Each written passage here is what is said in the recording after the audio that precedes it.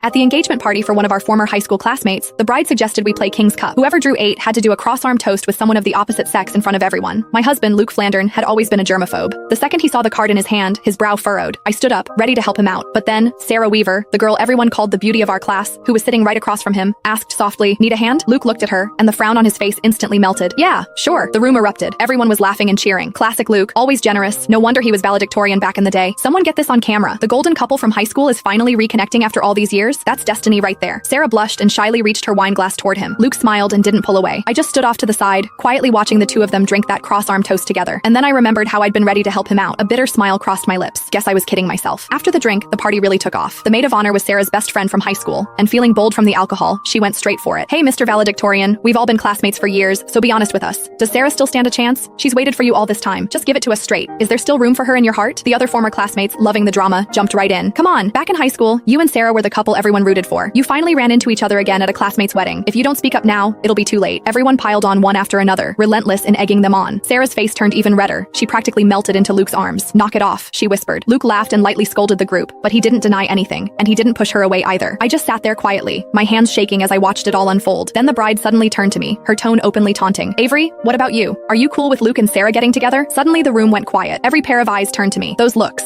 curious, mocking, hungry for a show, yanked me straight back 10 years, to the day Sarah confessed to Luke. I remembered it like it was yesterday. It was a sunny afternoon during gym class. In front of everyone, Sarah laid her heart out to Luke. At the time, Luke was already my boyfriend. Too embarrassed to turn her down directly, he shot me a helpless look. Acting on instinct, I stepped in front of him. "Sarah, Luke doesn't like you. Please stop putting him on the spot." Sarah froze. Her eyes went red, and tears immediately started streaming down her face. Luke's expression shifted too. Without a second thought, he shoved me aside and ran after her. The people around us immediately started whispering, "Avery's out of line, don't you think? What does who Luke likes have to do with her? She's such a busybody. For real, who does she think she is? Just because she sits next to Luke, she acts like she owns him. So gross." I stood there helplessly, trying to explain that I wasn't just his desk mate. I was Luke's girlfriend. But just then, Luke came back to grab some tissues. He heard what I said and stopped in his tracks. "She's joking." He said it to the classmates around us, defining our childhood sweetheart relationship of a year and 8 months with a single sentence. For that entire gym class, I endured the strange looks from everyone around me until I wished the floor would open up and swallow me. That night, I hid in my room and cried by myself when Luke knocked on my door. He apologized, saying he hadn't meant it that day. He just didn't want everyone gossiping about us, so he hadn't admitted we were together. He also said I shouldn't have been so harsh with Sarah. She had cried for a long time afterward, and he couldn't stand seeing her like that. In the end, he gave me a braided bracelet and made me a promise that once we graduated, he would officially tell everyone we were a couple. 10 years later, that braided bracelet was still wrapped around my wrist. I snapped back to the present. The bride was still defending her best friend. "Sarah, don't try to stop me. Back in high school, Avery was always causing problems. If she hadn't gotten in the way, you and Luke would have been together ages ago. You never would have had to wait this long. Avery ruined your happiness. Today, I'm getting to the bottom of this. Avery, answer me. Do you support Luke and Sarah being together or not?" The bride glared at me aggressively as